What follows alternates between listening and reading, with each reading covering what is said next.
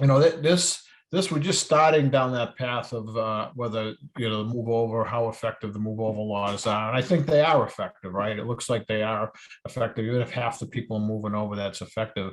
The technology piece, I think, has a lot of promise. Where there's increasingly what we found is there's an increasing there's evolving and emerging technology that can be used more and more to help respond, because that's what I think is really needed is some sort of technology that protects the roadside workers, including responders as well. So with that, I think we'll switch over and going to have Jim. You're going to do your slides next, and then we'll get to the NUG conversation.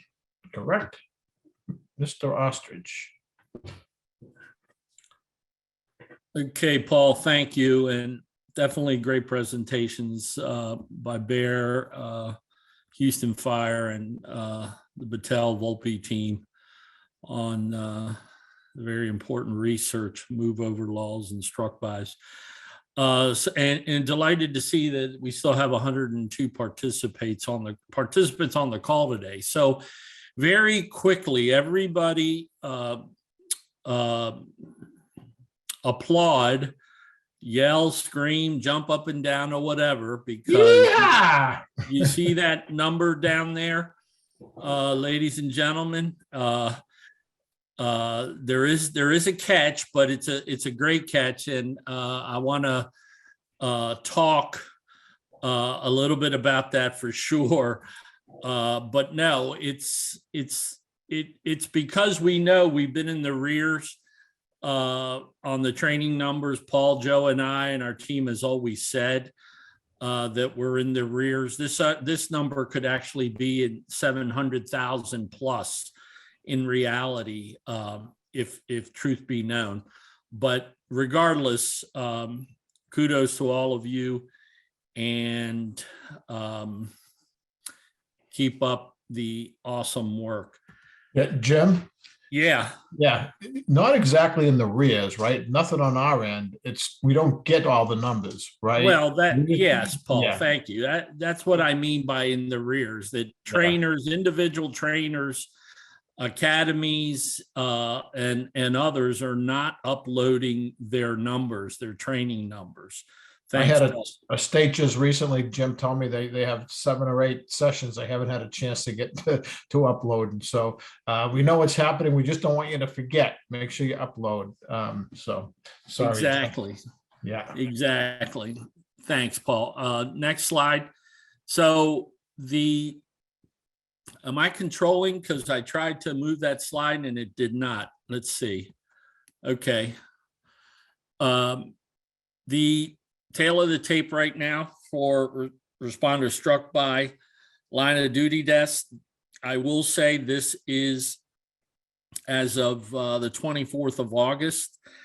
I don't know how many are sadly in the pipeline for September.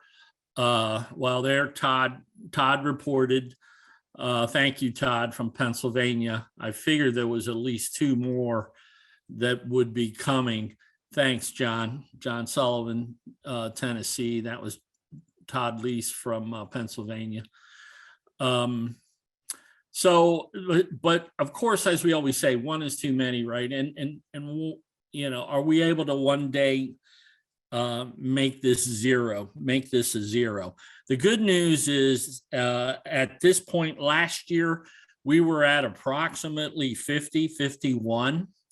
So that's positive, but we still have 3 months left in the year, and it sure would be wonderful to not get anywhere near that 65 number that you heard earlier. It's just a tragic situation, and as we always say, we have no clue on the injuries. And as you heard Captain Wilson mention, the vehicle strikes and all of that could have been, fatal, fatalities and injuries, oh my gosh. So Anyway, please keep promoting the training. As our colleague Joe Tebow always says, Tim saves lives, and we all believe that. Next slide. So I included all the slides today just because I like to do that every once in a while. Katie Belmore with HNTB and the Battelle team and others work very hard compiling all the data, maintaining all the statistics for us. And here you see the train-to-trainer sessions thus far since the summer of 2012, 528. And there are, as we reported last month, some trainer sessions coming up in the weeks and months ahead. So it's your chance to deepen your bench, widen your bench, however you want to say it, excuse me, to train others in your state, send them to the train-to-trainer. Do try to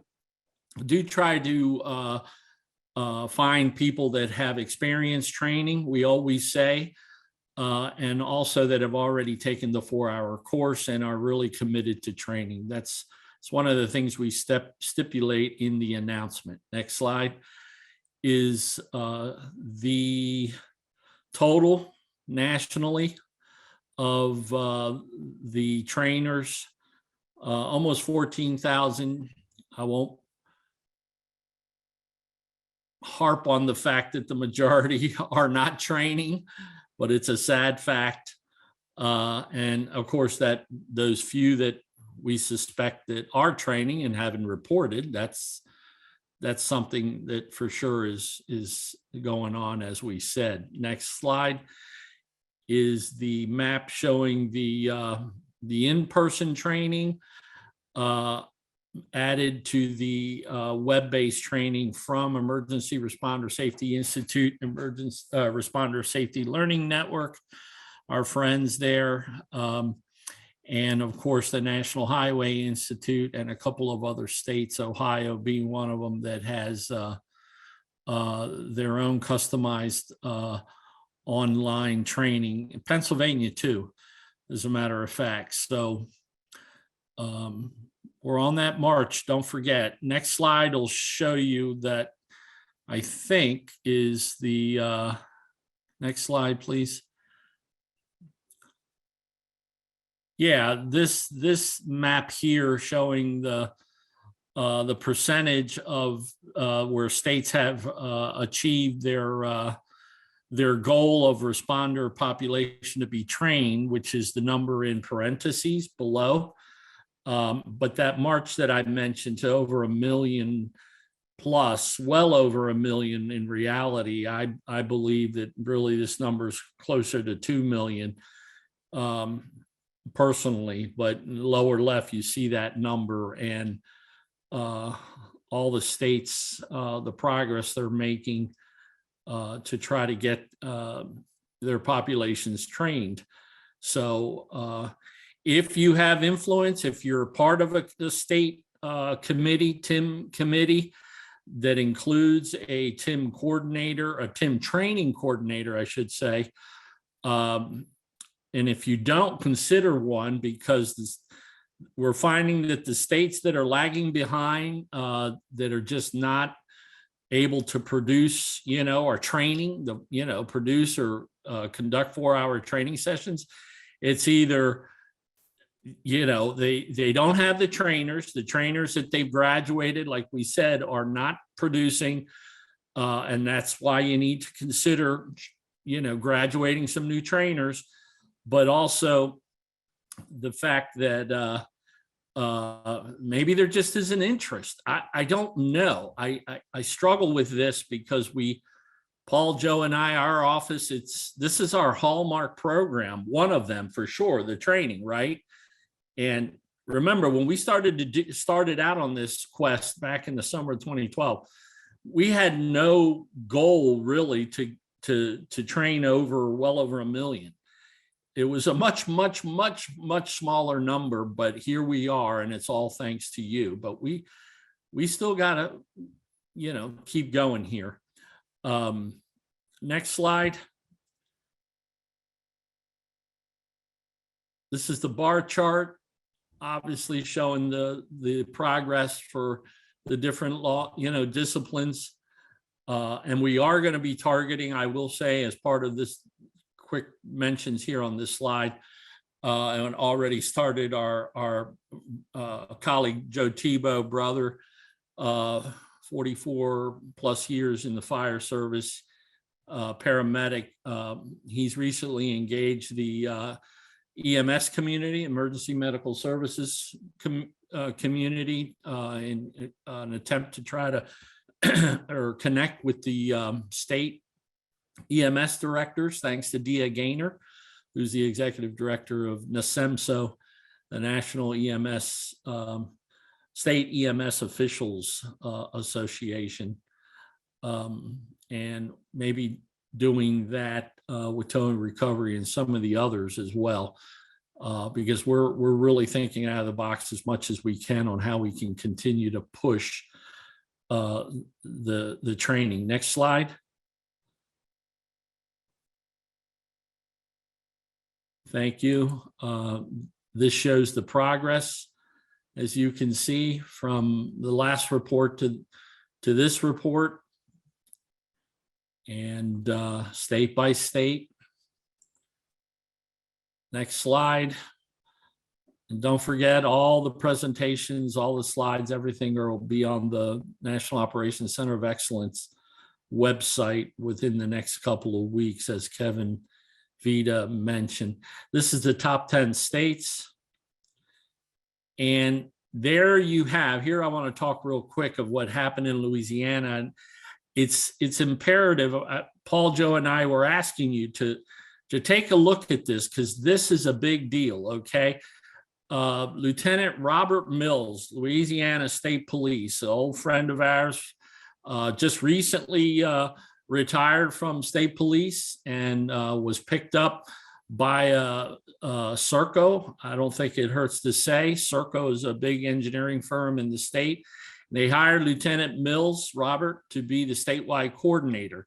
Robert took it upon himself, being law enforcement, to dig deep into what's going on with the numbers, the training, TIM training in Louisiana, and he found that on the law enforcement side, officers that are in service, because the post, which stands for peace officer or police officer standards and training, they're the agency for Louisiana, they had mandated the training for all in-service police officers.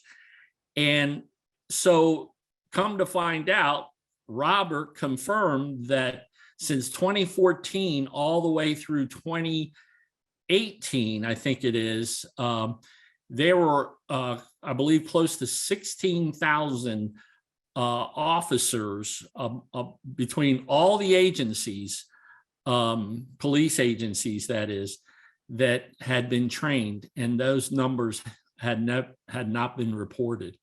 And so Katie Belmore worked with Lieutenant Mills, Robert, to confirm all of this. And that's what gave us this huge jump that you see right there and brought us to that new total of 615,000.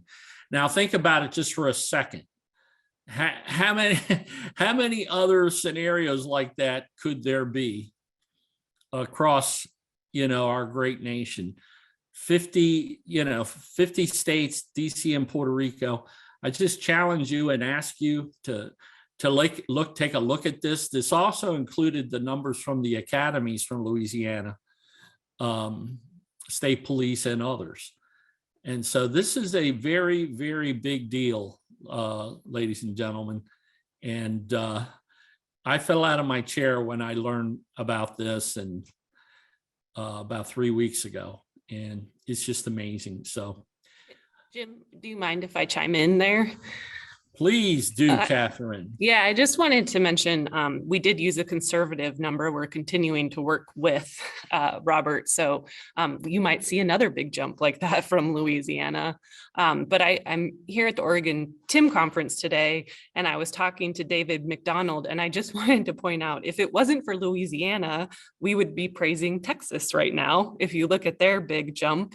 And it kind of was the same thing. They had San Antonio, every 2 years, they have to do training, and they incorporated the training into that requirement and train their entire agency. So they had this huge entry of, it was like 16 or 1700. So I just wanted to point out, like, Louisiana did awesome. At the same time, Texas did a pretty great thing too. So I just wanted to mention that today. Thank you, Katie. And if Donald or David's on from Texas, the statewide coordinator, Dave McDonald, virtual hugs. David, thank you. Yeah, he's at the conference. He's at the conference. He's at the conference now. Yeah. I'm sorry. Yeah, but I will pass that along, Jim, for sure. Thank you. Give him a hug. Give him a hug from Jim. Okay. That's right. A triple hug. Paul, Joe, and Jim. Yeah. Anyway, next slide is Crash Responder Safety Week, CRSW, all together now, everybody, CRSW, Crash Responder Week, the second week of November every year. Do not forget, this should be indelibly marked in all our brains. And one where we commemorate and honor responders, our fallen brothers and sisters, and all those that are still out there serving the public. A theme for every day of the week, as you see here. The primary theme on Monday, November 14th, I failed to put the date up there, but we've shared this before. You'll see the flyer in a minute. November 14th through the 18th. And you can see I started to say the primary theme, respect our roadside heroes. And then on Tuesday, we're training, slow down, move over, more than a crash, and a big one, Friday, driver education. We're still hoping and praying to do an event at DOT headquarters, our first in-person event at headquarters with various states on scene with responders and vehicles and high-level executives from the major public safety associations. And it's a big deal, folks. And on Monday as well, Vishali Shah, who's our communication and marketing contractor extraordinaire, also leading that contract, is putting together again another kickoff webinar on Monday the 14th, which you stay tuned. You'll be getting the information about the webinar, and let 10 of your friends know in your circle of trust, because it's just going to be an amazing another proclamation signing, virtual proclamation signing, and there's just so much more that we could talk about. Next slide is the flyer, I believe, that is going to be coming your way, and you can see there the date and the three topics that are mentioned there. Your story needs to be heard, play your part, and become a CRSW champion. And with that, Paul, you need to mention anything there? Nope. Just I am just eternally grateful that we finally reached 600, because Jim was getting aggravated each week. We weren't reaching 600,000, so we went over that number. I was so happy for all of us, but Jim especially. So, Katie, what do you think? Do we have time to review the nugget all? We went a little long. We had some shift in agendas today. What do you think? My thought is to call it audible and move it to the next one, just because I don't think there's any way we could get people onto Mentimeter in 5 minutes. Oh, that's true. Yeah. We forgot about the so I'd like to get there and make sure we get input. So if that's okay, I think we can defer to next month. Jim, what you agree? Oh, yeah, I'm good with that, Paul, and I apologize for going long. It's all No, we right. had some good news to share, Jim, so I appreciate that. No, Yeah. I think it's important. So, right, if Louisiana didn't dig up the Texas had big numbers, and there was others, even this is what, every 2 weeks, this report, right? So, like there was several states in that chart that 200, several states with 200. So don't minimize those other states, right? But those other, Texas and Louisiana, big numbers this month. So that's really, really cool. But For sure. yeah, so those are, even a couple of hundred a month is still respectable. The idea is to keep on training and keep on sending us the numbers. So yeah.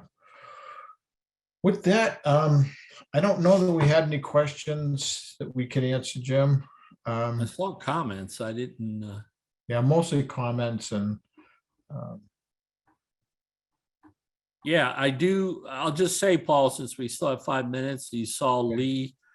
I think it was Lee Perry, Utah. Mentioned. Lee Perry, yeah. Yeah, mentioned during CRSW, state of Utah's doing train the trainer. And that the 15th, the theme of the day on Tuesday is Tim training. So keep that in mind, ladies and gentlemen. Arizona and other states in the past have really ramped up training during that special week. And Jim, what else? David Strawn, you did say that there was a flyer. The flyer is available now. David is asking. The CRSW flyer, is that available? Yeah. It is, but it has to be. We're going to disseminate it in the next week. We got a couple more steps to do. David, thank you for asking. We'll make sure you get it. Don't get us started about those steps, but that's a whole nother story. Yeah, I know. Yeah, the online train the trainers as well there that I mentioned. John from Tennessee is asking.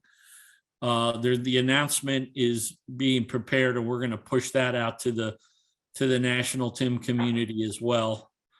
So as soon as you get it, make sure you have your people lined up. Remember, experienced trainers. You want to maximize the return on investment. Yeah, experienced, and those that will have the flexibility to train, the authority from their bosses to train. There you go. Thanks. See the note from Lee, Salt Lake City on the 15th. That's when they're doing it. Yeah.